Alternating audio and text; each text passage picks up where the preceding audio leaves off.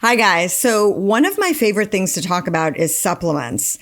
One of the reasons is that it is one of the most asked of me questions. Every day, every week, every month, I get a question about what are the best supplements to take for women with autoimmune conditions. So I'm going to answer those. I'm going to give you my 3 golden rules of supplements that you just have to live and die by. Okay, so first of all, let's start with the first thing you need to do before you even think about what supplements you want to take. You need to do this. If you have an autoimmune condition and you're watching this is for women with autoimmune conditions, you likely have some type of gut dysbiosis or gut disruption or gas, bloating, IBS, IBD. That's usually the precursor, and it usually goes hand in hand with autoimmune conditions. If you didn't know that before, that's the news flash. So if you have gut dysbiosis and you have autoimmune in your family, you definitely want to get that taken care of. So that is actually step number 1, is to address any gut dysbiosis you have. And I don't mean by taking Prevacid.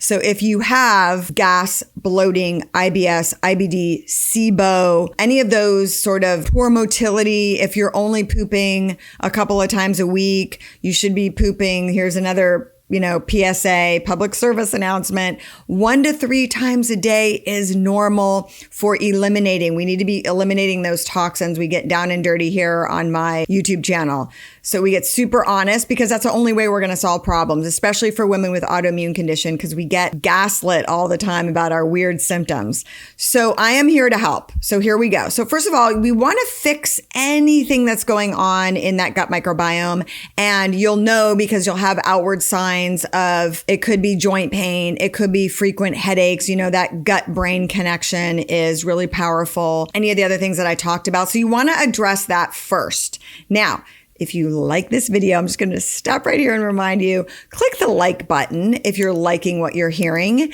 Also subscribe. I come out with new videos every week about autoimmune, intermittent fasting, weight loss. That kind of also goes hand in hand with some autoimmune conditions.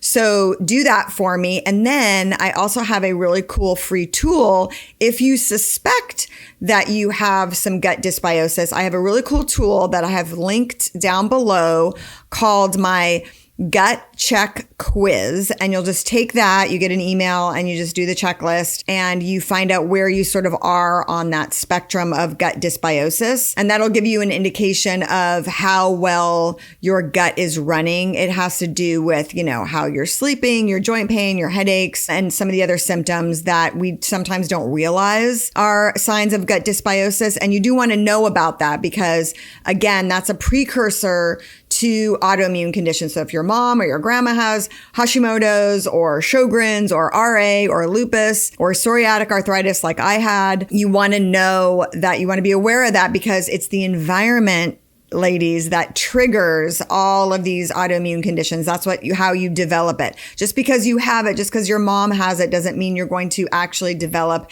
a full-blown autoimmune condition. The environment, 100%, is what is triggering it. Anybody with celiac knows that they feel fantastic if they don't have any grains or any gluten, right? Or any of the derivatives of gluten and the many different glutens that there are out there. Anybody knows that. So it's the environment that triggers. You could be completely symptom free and feel completely fine as long as you stay away from certain foods. Okay, so let's start with my 3 golden rules. The first one is ask yourself this question. Why are you wanting to take a particular supplement? So are you not sleeping? Do you have joint pain? Do you have headaches? Are you fatigued?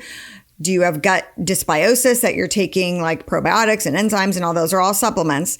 So you want to know, you want to answer that question for yourself. Why are you taking a certain supplement? You might have a cabinet filled with all kinds of supplements. You may have bought hundreds of supplements. You may be on a regimen of 50 different supplements. I usually recommend people narrowing it down, and you shouldn't be taking 50 supplements. However, you want to know why you're taking each one. Now, I want to break right now and just say I'm not a doctor. I'm not recommending any supplements for any particular person. This video is for informational, conversational, educational purposes only. If you have a specific question about a specific supplement, you can certainly put it in the comments below and let me know, and help other people, by the way, by putting down the supplement that you love and why you love it and why you're taking it. I think that will be very helpful. So that's tip number 1. Know why you're taking any particular supplement. Don't just take vitamin D for your immune system just because you saw on TikTok that everybody should be taking vitamin D for their immune system. Vitamin D is great, and a lot of people are on vitamin D. And yes, your vitamin D needs to be optimally, functioning, and you need to take vitamin D, especially women with autoimmune condition. Often our vitamin D gets depleted, or we're not processing vitamin D, or we're not producing, you make your own, you get it from the sun, but your body makes vitamin D. Just using that as an example. So vitamin D might be great to take, but for me, I'm not low on vitamin D. I'm kind of on the high end because I live in a climate where I get a lot of sun. My body's making vitamin D. I'm good, right? So I don't take vitamin D, and other things too, B12, all these kind of other things. You don't want to just take turmeric. You don't know if it's working. Okay, tip number 2 is the highest quality your budget allows. So where are you getting your supplements from? Okay, here's a dirty little secret. Supplements are not regulated. So they can put anything in it and call it a supplement. It's not regulated by the FDA until someone actually complains. Probably many people have to complain, or someone, God forbid, gets seriously ill or something like that. And then, there's an extreme event that happens. Nobody's watching the store there with the supplements. So I love supplements. I'm not trying to bash on supplements. I'm a big fan of supplements, but you want to go for the supplement that is recommended by your doctor, healthcare provider, your trusted medical guru, or your trusted, I don't want to name names out there, but the people in the know in the health and wellness world that you trust, that have a big business, that have a reputation to stand behind, in other words. So you want to go with that. Some people are not famous that I buy supplements from. I just know that they have a good line of supplements and it's a trusted brand, for example. Okay, let me give you an example of a research experiment that was done on melatonin. So there was a company that just grabbed random 20 different melatonin supplements off the shelf. 80% of them, ladies and gentlemen, 80% of them had 0 melatonin in it.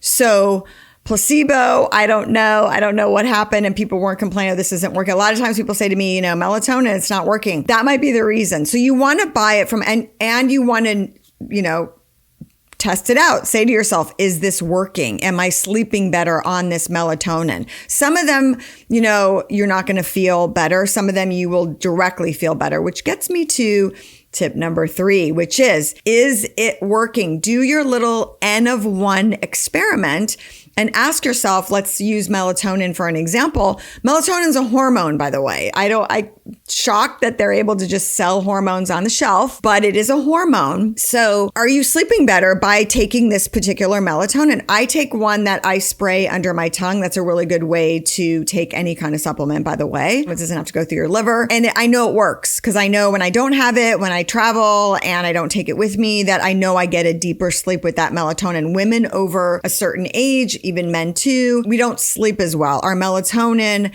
things sort of are dragging a little bit, and we're not producing as much melatonin as we used to. So we might need more. Again, always check with your doctor if you're taking any of these supplements. I'm not a doctor. I'm not prescribing anything, but supplements do work. So you want to make sure whether you're taking an herb like ashwagandha for relaxation and for sleep, or melatonin, that you check with your doctor, especially if you're on other medications for your autoimmune condition or anything else, because they do, counter interact each other and they can have a negative effect on your health in general. So I want to make sure that everybody understands that anytime you're on a regimen of prescribed medications from your doctor, you want to check with that doctor, make sure that you can take any particular supplement and that it's not going to, reduce the effectiveness of the medication you're taking, maybe for high blood pressure or cholesterol or anything else. So that's what I would say about that. That's my third tip, is